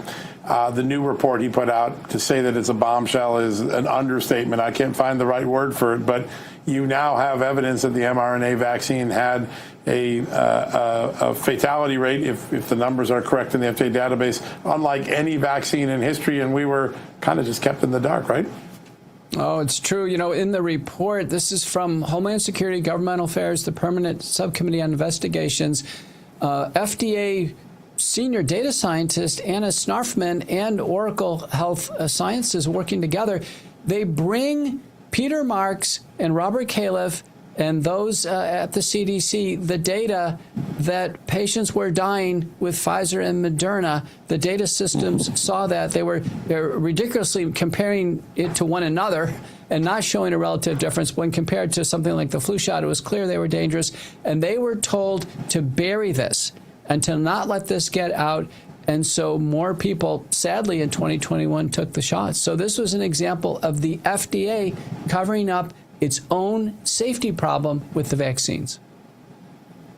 That is unbelievable. Yeah, absolutely. Before we let you go, I want to get your take on Dr. Nicole Sapphire's nomination for Surgeon General. Do you think she'll make it through the process, and how will she do in that role? I think she'll make it through the process. It looks like the Trump administration is really prioritizing, you know, people who've been in the media. Sapphire is in my group at Fox. I'm a frequent contributor at Fox. She's a good communicator. But, you know, the people so far chosen have no leadership experience, no public health experience, no resume of individual academic or clinical contributions. So it's just it's a difficult read of what they're looking for in that role. I think she'll be okay. She's not someone who's a household name in modern medicine. I mean, no one would know her at the major institutions. So, but I think she should be able to navigate through okay. Yeah, good to know. World-renowned doctor and chief scientific officer over at the Wellness Company, one of our amazing partners, Dr. Peter McCullough. Always a pleasure having you with us, sir. Thank you. All right, everybody. And to our viewers, do your part and protect the health of you and, of course, your family. Go to twc.health/justnews today and order. That's twc.health/justnews, and make sure you use the promo code JUSTNEWS, and you're going to save 10%. All right, everybody, some final thoughts on the other side of this break. Hi, I'm Ben Cozy. Isn't traveling a pain in the neck? You're cramped, uncomfortable, and forget about Real America's Voice is growing, and now it's all in one place. Introducing the new and improved RAV app, built for access, community, and choice, not paywalls. Here's the key. RAV is still free to watch. No sign-in, no membership required. Your favorite live streams, breaking coverage, and video on demand are all right there. Free, just like always. For the War Room Posse, we have to be a force multiplier on this. We have to stick the landing. In the White House, in the Oval Office, you're crushing it, my friend. kind. And if you want more, the members section is your backstage pass. Get exclusive behind-the-scenes photos and videos, insider moments from the studio and the field, and early access to new content before it goes public. Members can also unlock special experiences like virtual meet and greets, member-only auctions, and select event access, plus commercial-free viewing of certain shows inside the app. It's not just an app, it's a community. Download the RAV app today. Find it in the App Store and Google Play. Hey folks, it's your friend John Rich. I co-founded Old Glory Bank because we heard too many stories about people getting canceled by their bank because they didn't agree with their politics. The government wanted to know where you shopped. If you bought a Bible or you shopped at a sporting goods store, you're probably on a list. We created Old Glory Bank because America needed a bank that would protect their privacy and security. Exercising your constitutional rights is not a criminal activity, and neither is loving your country. At Old Glory Bank, we stand with you. I'm a J6er. I spent 1,143 days in prison. About a year in prison. We were prosecuted, persecuted. J6ers have been treated like terrorists. And we need your help. Stand in the Gap was founded to stand in the gap for J6ers working to rebuild their lives after being incarcerated. For just $10 or more, you can help these patriots get back on their feet again. Every dollar you give is being matched up to $50,000. Go now to j6support.com and donate your retirement savings to hold their value all these decades. That system is ending right now. 40 countries are actively moving away from the dollar. Iran is selling oil in yuan. Saudi Arabia is accepting yuan. Central banks are dumping dollars and buying gold at the fastest pace in 60 years. For the first time in 30 years, they hold more gold than they hold U.S. treasuries. The institutions that run the global financial system are telling you exactly where this is headed, not with words, but with their actions. Meanwhile, gas went up from $2.98 a gallon to over $4. Oil is up to 50%, and your dollars buy less every single month. Not because you did something wrong, because Washington spent this country into $39 trillion of debt, and the rest of the world decided they've had enough with us. American Alternative Assets put together a free report called The Dollar Reset. It breaks down what's happening to the dollar, why it's accelerating, and how to protect your retirement before things get worse. Visit johnlikesgold.com to get your free copy, or call 855-GOLD-340. That's johnlikesgold.com. That's my favorite site, by the way. Or 855-GOLD-340. The dollar's 50-year safety net is gone. Don't wait until you feel it.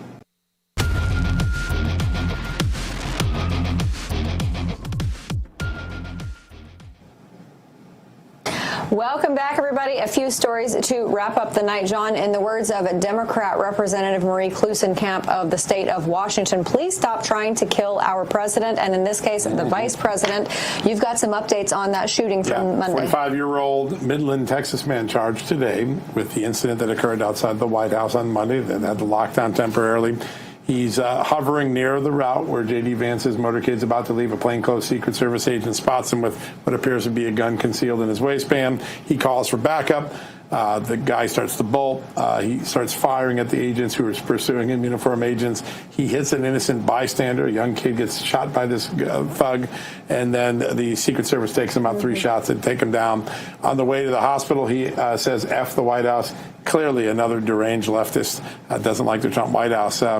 These episodes are getting to be way too many. Way too many and way too common. Yeah, I mean, it's barely a blip on the radar now when something like this happens. Yeah, well, good on the Secret Service. What a great job that plainclothes officer did. Absolutely. But what did this guy, seriously, what did he think he was going to do? He knows that these motorcades are completely bulletproof. There's like practically nothing you can do to them. But they want a moment of fame, if nothing else. Doesn't matter. All right, so I was thinking about our conversation a few blocks ago with respect to the midterms. And John, you know, we've talked about on this show with a lot of members of Congress who have come on this show about how Republicans, especially in the House, and this is not all of them by any stretch, but a lot of them just seemed quite complacent and almost insouciant. You know, it was just very, very, very casual about the midterms, no sense of urgency whatsoever. And it makes me wonder if all along they knew that there was going to be this redistricting fight and they just thought, well, you know, it doesn't really matter because we're going to end up winning based on the number of seats available to us anyway. Yeah, listen, it's going to take more than redistricting. You don't have, if you have a bad economy or you still have a war going on, it ain't going to matter if you redistrict 50 seats. You're going to take a shellacking.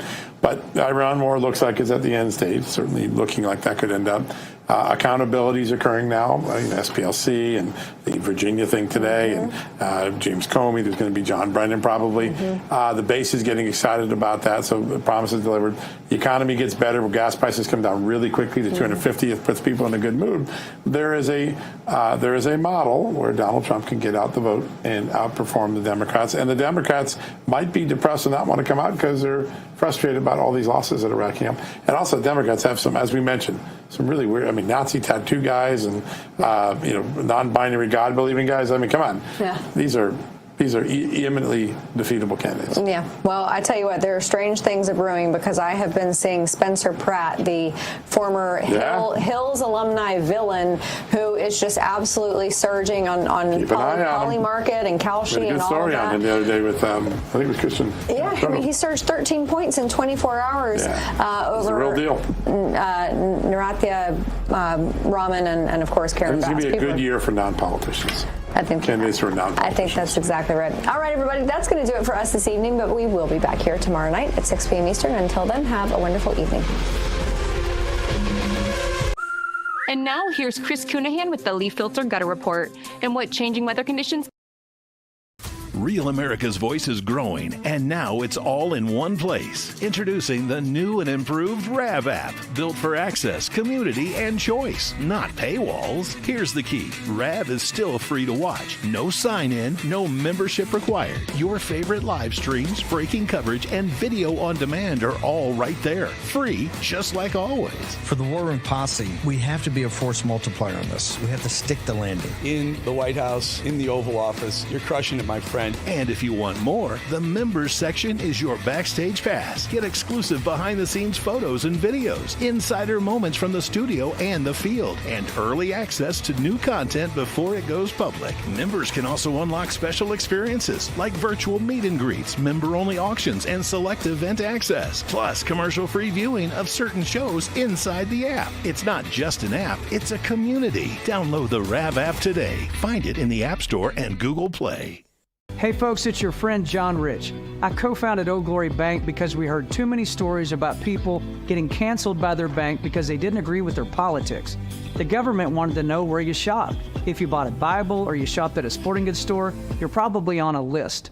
We created Old Glory Bank because America needed a bank that would protect their privacy and security. Exercising your constitutional rights is not a criminal activity, and neither is loving your country. At Old Glory Bank, we stand with you.